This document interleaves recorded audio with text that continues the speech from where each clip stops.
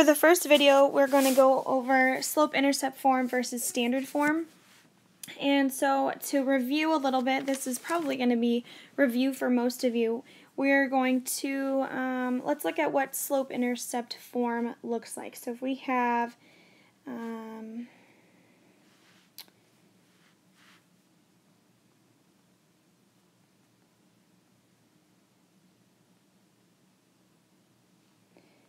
we have slope-intercept form, and it's of the form y equals mx plus b, where the b is the y-intercept and the m is the slope. So this is mostly what you guys have worked with probably so far.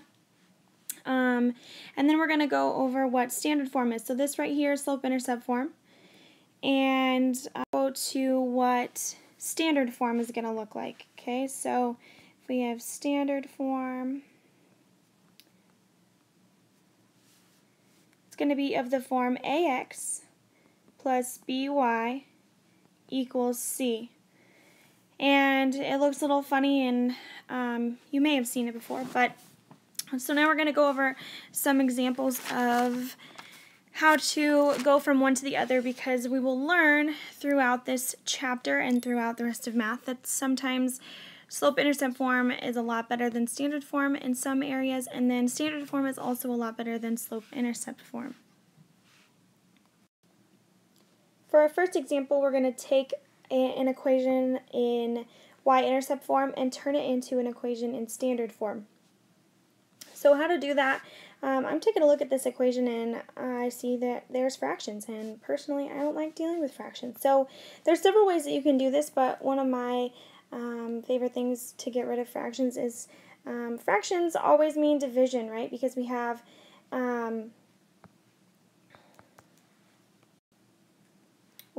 that this division sign, right? So 4 divided by 7. So if we have division, how do we undo division? We multiply, right? So if I want to take this equation, I'm going to rewrite it. So I've got y equals 2/3 x plus 4/7. And we're dividing, so we're going to undo that by multiplying. So we take the whole side, the whole right side, we multiply it by one of the denominators, 3, and by the other denominator of 7. And what we do to one side of the equation, we have to do to the other because we're going to keep them balanced. So we take 3, 7, and then we can simplify the left-hand side of the equation. 3 times 7 is 21. So we take 21y. And then we can, this is 21 still, and we will distribute this 21 to both parts in parentheses. And so if we do 21 times 2 divided by 3, we get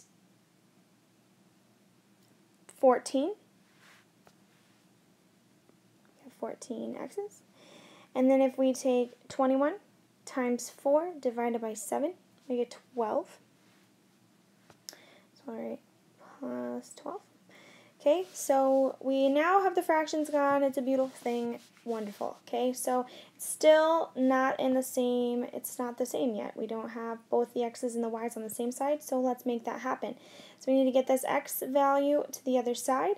So how do we do that? If we have a positive 14 x's, then we need to get that to go away. So we need to subtract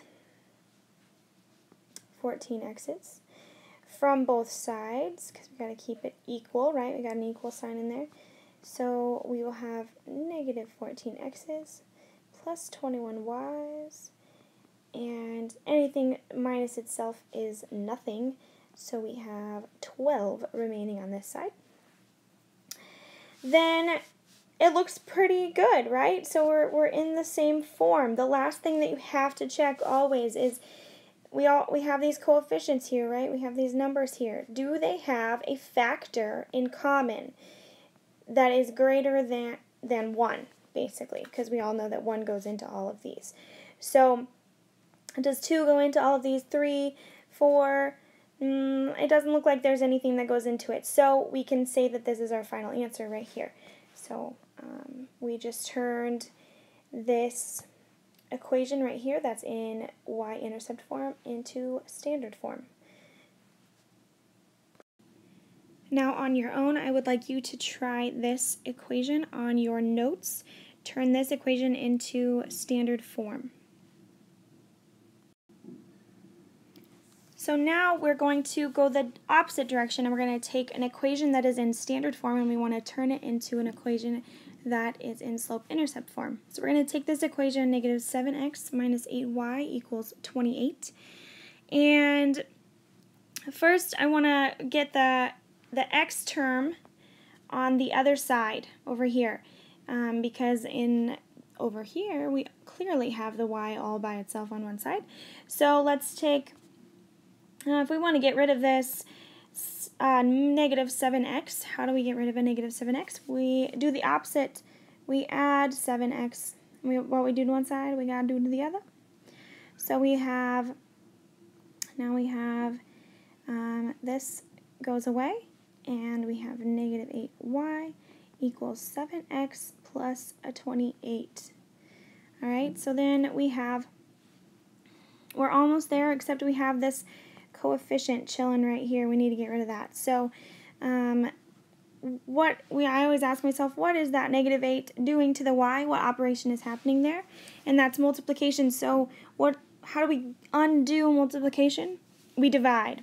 Okay, so we need to divide by negative 8, and we need to divide by negative 8, and we get something divided by itself is always 1, so we get y equals, we have to take, when we have something as a denominator with two terms above it, it's almost like taking this and this, so we'll have negative 7x over, 7x over negative 8, and we get negative 7/8x, and 28 divided by negative 8, you're still going to have a fraction because negative 8 doesn't go into 28 evenly, but the term 4 goes into both of those, so 28 divided by 4 gives us 7, and negative 8 divided by 4 gives us negative 2. So now I can take this negative right here, and this positive, it's going to make it negative, and I can erase this little part right here, potentially. Maybe not. So we can take and rewrite it as y equals negative 7/8x minus 7/2. And then we notice that they are in the same form. Boom. Now on your own, I want you to try turning 15x minus 7y equals 5 into slope-intercept form. So we have these two equations. This one is in y-intercept form and this one's in standard form, and they are equivalent. If you want to check to make sure that these two are the same, that I just took this one and changed it into this one, you can. And we're going to graph these to show that sometimes one form can be better than the other form. If you notice that this one right here has a fraction as the slope, and sometimes that can be just kind of a pain to deal with. It just depends on personal preference sometimes too. So let's take a look. Let's look at this one first, and we're going to go ahead and graph this one. So if we have this graph right here, I'll make it bigger. Move it up a little bit. Okay, so if we have our y-intercept is a 2. So here's our y-axis, and it's a positive 2. So let's take, put a little dot on y equals positive 2. Then we have a slope of negative 2 over 3. So slope is rise over run. So we're going to rise, or I guess go down rise, negative 2 and over 3. So we start right here. We're going to go down 2, over 3, 1, 2, and 3. So we're going to put a dot right here. So let's take a dot, put it right there. And then, because these are linear equations, we only need 2 dots to make a line. So we can take this right here and make an incredibly straight line clearly. Okay, arrows on the end because it extends forever. Our domain and range can be infinite here. So that is what that would look like using the y-intercept form. Now we're going to take a look at the standard form and graph this one. So with these, you don't see the y-intercept or the slope. So what I like to do is I will decide that I'm going to make one of the variables 0 because it has 2 variables, so why do we need to deal with it? Let's get rid of one of them by making it 0. So if we let x equal 0, then we could plug this 0 in right here, and 2 times 0 is 0, correct? Anything times 0 is 0, so we stick with 0. Then we have this 3y right here, so we'll have 3y equals 6. Solve for y, we get y equals 2. So we know that our point is going to be at when x is 0. So when our x-axis gives a 0, we're going to have a y of 2. So we're going to put a little dot right there. Okay? Then we'll do the other, to get our other point, because we have to have 2 points to make a line, we're going to let the y value be 0. So if we let y equal 0, then we know that if we plug this in for here, 3 times 0 is 0, and we are left with 2x equal to 6. Solve for x, divide by 2, divide by 2. We get that x equals 3.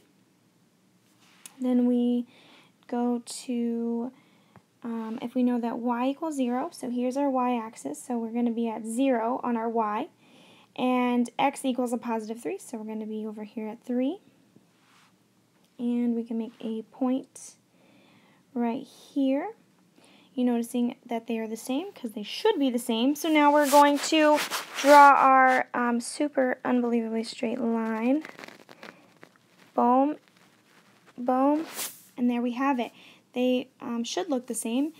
And then there's so now we have 2 different ways to solve. We will be practicing more with this throughout this unit, and I just want to show you that we have the y-intercept form and the standard form, and that sometimes one can be easier than the other. And in our project that we're going to be working on this unit, you will get to choose whether you want to use which form and which one is most useful to you, in your opinion.